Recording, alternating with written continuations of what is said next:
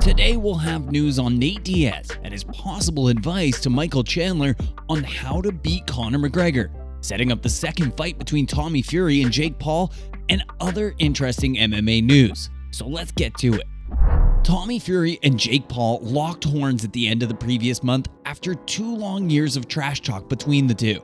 Tommy Fury was able to defeat the problem child, and since then, the talks about the second bout between these two got started. Tommy, of course, made good use of his jab and lengthy reach to outbox the undefeated YouTuber. In the final round, Paul scored a pivotal knockdown, but Fury managed to survive the knockdown and won by split decision. It was in their contract that Paul could ask for another bout, and so it has happened.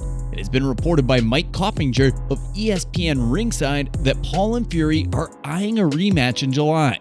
There's a possibility that this fight is going to take place in Saudi Arabia too, because Fury was not able to gain entry into the US, the reason being his brother getting tied up with an Irish mobster, Daniel Kinahan. It is also being speculated that the bout could take place in the UK as well, giving a home crowd advantage to Fury. For fans, it is however not that important where the bout takes place, because wherever it takes place, it's going to be as big as it has been reported that the bout did over 500,000 pay-per-view buys, although Paul later alleged it was higher than that. Would you guys like to see them collide once again? Let us know in the comments. Who is the ultimate GOAT in the MMA? This is an ongoing discussion among UFC fans, and recently, many have put an end to this discussion as Jon Jones made quick work of Ciryl Gane to capture the heavyweight title as he made his comeback to the octagon after 3 long years away. While many consider him the ultimate GOAT, the discussion is, of course, still never going to end. After Jones' big fight, Nate Diaz was asked about his opinion on the MMA GOAT discussion, and he said, "It's me. What are you talking about? It's me." Diaz said whilst laughing, of course.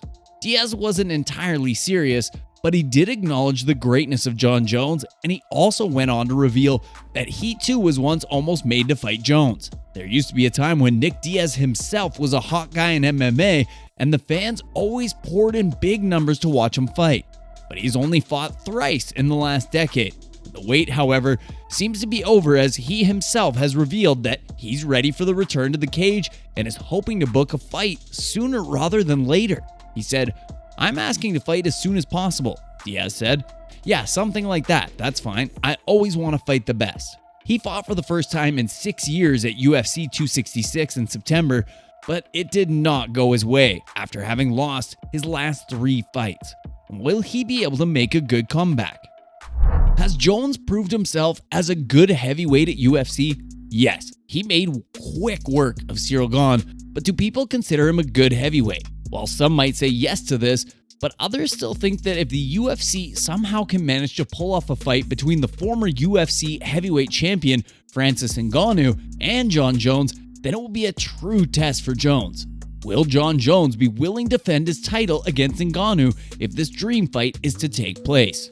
Well, not immediately, because it seems like he is to defend his title against Stipe Miocic first, which in itself is going to be a great challenge for Jones, given the fact that he is relatively new at this division.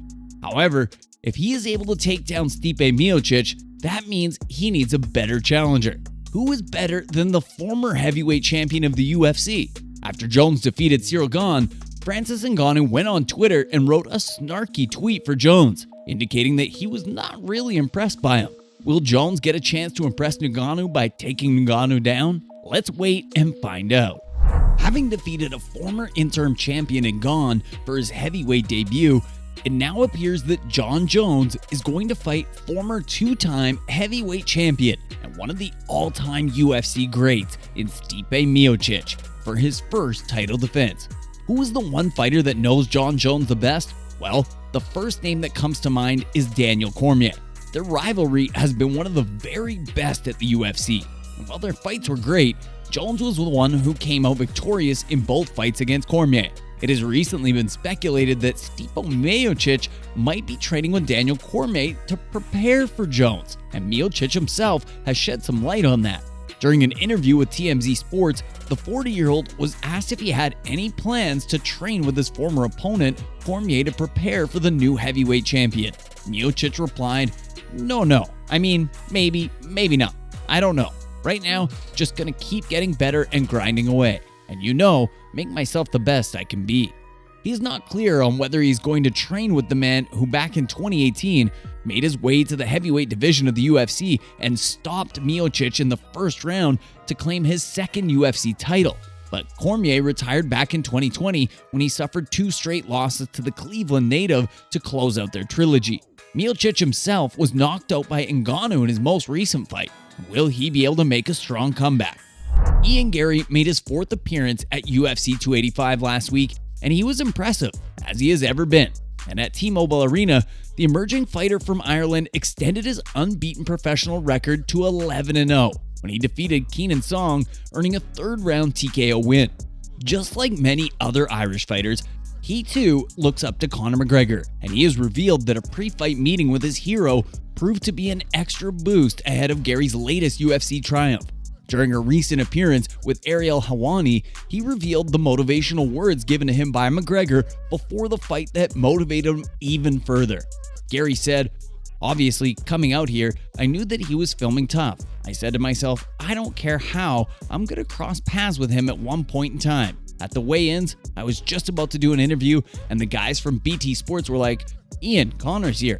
I was like, all right, where is he? I'm not waiting for some crossing of our paths. I'm gonna make sure it happens myself. I went up to him and just went, Ian, pretty awesome. Even the fact as soon as I turned the corner, he was instantly like, Ian, oh, there you are. It was just cool to see him. He shook my hand and then started pounding my chest, telling me I'm a champion and I'm going to be a champion." Now to the big news of the night, which is about a big fight. Michael Chandler versus Conor McGregor. UFC's biggest star has been away from the octagon since breaking his leg at UFC 264 in the summer of 2021.